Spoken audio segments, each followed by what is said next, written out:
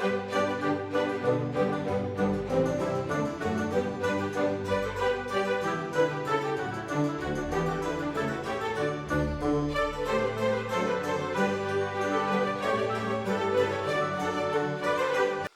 Friends, எல்லோரும் எப்படி இருக்கீங்க? இன்றைக்கி நம்ம வீடியோவில் 2 விதமான சட்னி ரெசிபிஸ் தான் பார்க்க போகிறோம். ரொம்பவே ஈஸியாக இருக்கும் செய்கிறதுக்கு, அதே சமயம் டேஸ்ட் வந்து பார்த்திங்கன்னா ரொம்ப சூப்பராக இருக்கும். நான் இன்றைக்கி இட்லியோட இந்த 2 சட்னியை வந்து செஞ்சு சர்வ் பண்ண போகிறேன். இட்லி தோசை ரெண்டுத்துக்குமே ரொம்ப சூப்பராக இருக்கும்.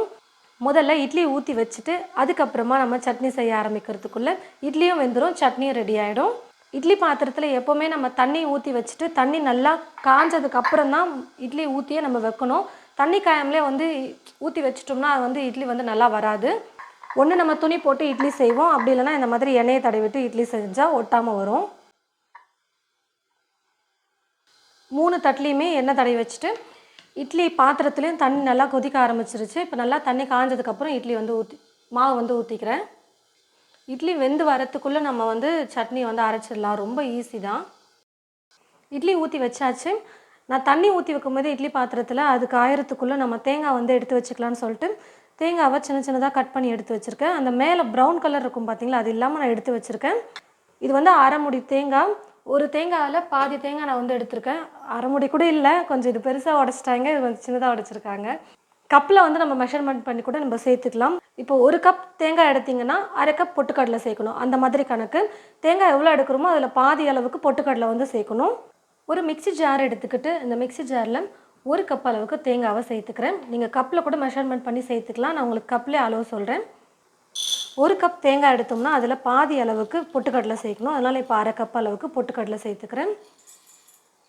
காரத்துக்கு தேவையான அளவுக்கு பச்சை மிளகாய் சேர்த்துக்கோங்க. நீங்கள் எவ்வளோ தேங்காய் எடுக்கிறீங்களோ அதுக்கேற்றது போல் நீங்கள் காரம் வந்து சேர்த்துக்கோங்க. நான் இப்போ 4 பச்சை மிளகாய் சேர்த்துருக்கேன், இது நல்லா காரமாகவே இருக்கும். 1 துண்டு இஞ்சி எடுத்து கட் பண்ணி எடுத்து வச்சுருக்கேன், அதை சேர்த்துக்கிறேன். கொத்தமல்லி கொஞ்சமாக எடுத்துருக்கேன். இந்த அளவுக்கு கொஞ்சமாக புளி வந்து சேர்த்துக்கிறேன். ரொம்ப புளி சேர்க்கக்கூடாது, சும்மா லைட்டாக புளி வந்து சேர்த்துக்கிட்டா போதும். சட்னிக்கு தேவையான அளவுக்கு உப்பு சேர்த்துட்டு அரைச்சிக்கலாம்.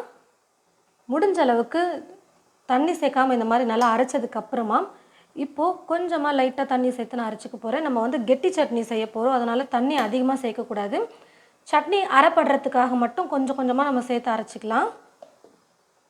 தண்ணி சேர்த்து சட்னியை வந்து கொஞ்சம் இந்த மாதிரி நல்லா கெட்டியாக வந்து அரைச்சி எடுத்துருக்கேன். ரொம்ப தண்ணி சேர்க்கக்கூடாது, 1 ஸ்பூன் 2 ஸ்பூன் அளவுக்கு தண்ணி சேர்த்து அரைச்சா போதும். இப்போ சட்னியை ஒரு பாத்திரத்தில் மாற்றிட்டு இப்போ இன்னொரு சட்னியும் நம்ம அரைச்சிட்டு அதுக்கப்புறம் ஒன்றாவே தாளிச்சிக்கலாம் தனித்தனியாக அப்படின்னு சொல்லிட்டு நான் வச்சுருக்கேன். இப்போது இன்னொரு சட்னிக்கு தேவையான எல்லா பொருளையுமே நான் ரெடி பண்ணிட்டேன். 1 கப் அளவுக்கு தேங்காய் வந்து எடுத்திருக்கேன். இது வந்து ரொம்ப சின்ன கப் தான், நீங்கள் அதுக்கேற்றது போல் எவ்வளோ தேங்காய் எடுக்கிறீங்களோ அதுக்கேற்றது போல் காரம் மட்டும் நீங்கள் பார்த்து சேர்த்துக்கோங்க. இப்போ இதே கப்பில் ஒரு 3/4 கப் அளவுக்கு வேர்க்கடலை வந்து சேர்த்துக்கிறேன். வறுத்த வேர்க்கடலை, ஏற்கனவே வேர்க்கடலையை வறுத்துட்டு மேலே இருக்கிற தோல் எடுத்து வச்சுருக்கேன். கூடவே ஒரு சின்ன துண்டு இஞ்சி எடுத்து சின்ன சின்னதாக கட் பண்ணி வச்சுருக்கேன், அதை சேர்த்துக்கிறேன். காரத்துக்கு தேவையான அளவுக்கு பச்சை மிளகாய் சேர்த்துக்கோங்க, நான் 5 மிளகாய் சேர்த்துக்கிறேன். கொஞ்சமாக கொத்தமல்லி, ஒரு 4 கருவேப்பிலை, சும்மா ஒரு 4 இலை சேர்த்தா போதும். சட்னிக்கு தேவையான அளவுக்கு உப்பு சேர்த்துட்டு கடைசி இது கூட ஒரு 4 பல் பூண்டு சேர்த்துக்கிறேன். பூண்டையும் சேர்த்துட்டு கொஞ்சம் தண்ணி சேர்த்து சட்னியை நல்லா நைஸாக அரைச்சி எடுத்துக்கிறேன். தண்ணி சேர்த்து சட்னியை நல்லா நைஸாக நான் வந்து அரைச்சி எடுத்துக்கிட்டேன். இந்த சட்னி நான் வந்து கொஞ்சம் தண்ணியாக வச்சுருக்கேன், இட்லிக்கு தோசைக்கெல்லாம் தொட்டு சாப்பிட்றதுக்கு கொஞ்சம் தண்ணியாக வச்சுருக்கேன். ஒரு பாத்திரத்தில் மாற்றிட்டு சட்னியை வந்து தாளித்து எடுத்துக்கலாம். இட்லியும் இந்த பக்கம் 2 சட்னி அரைக்கிறதுக்குள்ளே நல்லா வெந்து வந்துருச்சு. கையில் லைட்டாக தண்ணியை தொட்டுட்டு இப்படி தொடும்பொழுது நல்லா ஒட்டாமல் வரணும் இட்லி, அப்போ தான் நல்லா வெந்திருக்குன்னு அர்த்தம். ஒரு 10லேருந்து ஒரு 12 நிமிஷம் இல்லை 15 நிமிஷம் நம்ம குக் பண்ணும்போது இட்லி நல்லா சாஃப்டாக வெந்து வந்துடும். நான் ஸ்டவ் ஆஃப் பண்ணிவிட்டு இப்போ இந்த பிளேட்லாம் எடுத்து வெளியில் வச்சிட்டோம்னா கொஞ்சம் லைட்டாக சூடாகினதும் எடுக்கிறதுக்கு ஈஸியாக இருக்கும். ஃபஸ்ட்டு கெட்டி சட்னிக்கு தாளிப்பு ரெடி பண்ணி சேர்த்துக்கிறேன். ஸ்டவ்வை பற்ற வச்சுக்கிட்டு ஸ்டவ் மேலே ஒரு தாளிப்பு கரண்டி வச்சுட்டு 1 டீஸ்பூன் இல்லைனா 2 டீஸ்பூன் அளவுக்கு எண்ணெய் சேர்த்துக்கிட்டா போதும். எண்ணெய் நல்லா காஞ்சதும் கடுகு கொஞ்சம் சேர்த்துக்கிறேன். கடுகு நல்லா பொரிஞ்சதும் கொஞ்சமாக ஒரு 2 சிட்டிகை அளவுக்கு பெருங்காயத்தூள் சேர்த்துட்டு கருவேப்பிலை கொஞ்சம் சேர்த்துட்டு ஸ்டவ் ஆஃப் பண்ணிக்கிறேன். இப்போ இந்த தாளிப்பை இந்த சட்னியில் சேர்த்துட்டு நல்லா கலந்து கொடுத்துக்கலாம். கெட்டி சட்னி ரெடி ஆகிடுச்சு. இப்போ இந்த சட்னி நம்ம தாளிச்சிக்கலாம். நான் இதே தாளிப்பு கரண்டிலே வந்து பார்த்திங்கன்னா இப்போ நான் இந்த சட்னியை தாளிச்சிக்க போகிறேன். 2 டீஸ்பூன் அளவுக்கு எண்ணெயை சேர்த்துக்கிறேன். கரண்டி ஏற்கனவே நல்லா சூடாக இருக்கிறதுனால எண்ணெய் சேர்த்ததுமே எண்ணெய் நல்லா காஞ்சிருச்சு. கொஞ்சம் கடுகு சேர்த்துட்டு, கடுகு நல்லா பொரிஞ்சதும் ஒரு சிட்டிகை அளவுக்கு நான் வந்து சீரகம் சேர்த்துக்கிறேன். சீரகம் வேணான்னா கூட நீங்கள் ஸ்கிப் பண்ணிக்கலாம். ஆனால் ஒரு சிட்டிகை சேர்த்துக்கோங்க, ரொம்ப சூப்பராக இருக்கும். 1/4 டீஸ்பூன் உளுந்து, 1/4 டீஸ்பூன் கடலைப்பருப்பு சேர்த்துக்கிறேன். பருப்பு நல்லா வறுபட்டதும் 2 வரமிளகாய் வந்து சேர்த்துக்கிறேன். குட்டி குட்டியாக இருக்கிற மாதிரி 2 எடுத்துக்கிறேன். அதையும் சேர்த்துட்டு கருவேப்பிலை கொஞ்சம் சேர்த்துட்டு ஸ்டவ் ஆஃப் பண்ணிக்கலாம்.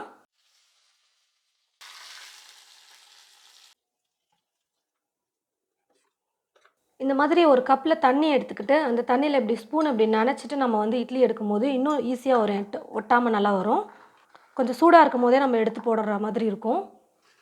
துணியில் நீங்கள் இட்லி மாவு ஊற்றி பண்ணும்போது இன்னும் ஈஸி. நல்லா சுட சுடவே நம்ம வந்து இட்லியை வந்து தட்டில் வந்து சர்வ் பண்ணலாம். ஆனால் கொஞ்சம் இந்த மாதிரி எண்ணெய் தடவி பண்ணும்போது கொஞ்சம் லைட்டாக வந்து நம்ம ஆற வைக்க தான் செய்யணும். அப்போ தான் ஒட்டாமல் வரும். இப்போ நான் கொஞ்சம் சூடாக தான் எடுத்துகிட்ருக்கேன். இந்த மாதிரி தண்ணி போட்டு கொஞ்சம் சூடாக நம்ம எடுக்கும்போது ஈஸியாக வந்துடும். நல்லா சுட சுட இது போல் இட்லி வந்து செஞ்சுட்டு வாழை இலையில் இந்த கெட்டி சட்னி வச்சு நீங்கள் அப்படியே சர்வ் பண்ணி கொடுக்கும்போது ரொம்ப சூப்பராக இருக்கும். ஹோட்டலில் வந்து பார்த்திங்கன்னா இந்த மாதிரி தான் கொடுப்பாங்க. இது போல் வாழை இலையில் இட்லி பார்சல் பண்ணிவிட்டு அது கூடவே இன்னொரு சின்ன இலையில் இந்த கெட்டி சட்னி வச்சு இப்படி வச்சுட்டு இப்படி பார்சல் பண்ணி கொடுத்துருவாங்க. வீட்டில் கொண்டு வந்து நம்ம இப்படி பிரித்து வச்சுட்டு சாப்பிடும்போது பார்த்திங்கன்னா அவ்வளோ சூப்பராக இருக்கும். ரொம்ப டேஸ்டியாக இருக்கும். நான் வந்து பார்த்திங்கன்னா இந்த மாதிரி கர்நாடகாவில், அதாவது பெங்களூருக்கு போனப்போ நான் வந்து இந்த மாதிரி பார்த்துருக்கேன். இட்லி கேட்டதுமே அவங்க சாம்பார்லாம் எதுவுமே கொடுக்கல, சட்னி மட்டும் தான் கொடுத்துருந்தாங்க. அதுவும் இந்த மாதிரி வாழை இலையில தான் வச்சு இது போல் நல்லா அப்படி ப்ரெஸ் பண்ணி விட்டு அந்த இட்லி வச்சு நம்ம பார்சல் பண்ணும்போது நல்லா அப்படி ப்ரெஸ் ஆகிடும் பாருங்கள். வீட்டில் வந்து பார்க்குறப்போ என்னடா வெறும் சாம்பாரே இல்லாமல் சட்னி மட்டும் இருக்கே அப்படின்னு சொல்லிட்டு பார்த்தோம். 2 இட்லி சாப்பிட்றதுல கூட 4 இட்லி சாப்பிட்ற மாதிரி எங்களுக்கு வந்து அவ்வளோ டேஸ்ட் ரொம்ப பிடிச்சிருந்துச்சு. ரொம்ப சூப்பராக இருந்தது. இப்போ அதே மெத்தடில் தான் நான் உங்களுக்கு வந்து செஞ்சு காட்டியிருக்கேன். ரொம்ப சிம்பிளான ரெசிபி தான். இந்த மாதிரி தண்ணியாக கொஞ்சம் தேங்காய் சட்னி வந்து செய்யாமல் இது போல் கொஞ்சம் கெட்டியாகவும் ட்ரை பண்ணி பாருங்கள். ரொம்ப சூப்பராக இருக்கும். அடுத்ததான் நம்ம இன்னொரு சூப்பரான சட்னி ரெசிபி தான் சர்வ் பண்ண போகிறோம். சுட சுட இட்லி இல்லை தோசை செஞ்சுட்டு வேர்க்கடலையை வச்சு இந்த மாதிரி நீங்கள் வந்து சட்னி வந்து ட்ரை பண்ணி பாருங்கள். வேர்க்கடலை, தேங்காய், பச்சை மிளகாய், கொத்தமல்லி எல்லாம் போட்டு செஞ்சு பாருங்கள். ரொம்ப சூப்பராக இருக்கும். நீங்கள் இதே மாதிரி 2 சட்னியும் செஞ்சு கொண்டு போய் நீங்கள் வீட்டில் சர்வ் பண்ணி பார்த்தீங்கன்னா, என்ன ஒரே சட்னியை 2 கப்பில் கொண்டு வந்திருக்கேன்னு தான் கேட்பாங்க. 2 ஒரே மாதிரி தான் இருக்கும் கலர்லாம் பார்க்குறதுக்கு. ஆனால் சாப்பிட்டதுக்கப்புறம் கண்டிப்பாக இது வேறு சட்னி, அது வேறு சட்னி, ரொம்பவே டேஸ்ட்டாக இருக்குது அப்படின்னு வீட்டில் எல்லாருமே உங்களுக்கு வந்து பாராட்டுவாங்க. அந்த அளவுக்கு 2 சட்னியும் சூப்பராக இருக்கும். நீங்கள் உங்களுடைய வீட்டில் இது போல் 2 விதமான சட்னி ட்ரை பண்ணி பாருங்கள். இட்லி தோசைக்கு தொட்டு சாப்பிட ரொம்பவே சூப்பரான ஒரு ரெசிபி. அதுவும் இந்த கெட்டி சட்னி வந்து பார்த்திங்கன்னா இட்லிக்கு ரொம்ப சூப்பராக இருக்கும். கண்டிப்பாக ட்ரை பண்ணி பார்த்துட்டு எப்படி இருக்குன்னு சொல்லிட்டு மறக்காமல் கமெண்ட் பாக்ஸில் வந்து கமெண்ட் பண்ணுங்கள். இந்த வீடியோவை மற்றவங்களுக்கும் ஷேர் பண்ணுங்கள். அடுத்த வீடியோவில் பார்க்கலாம்.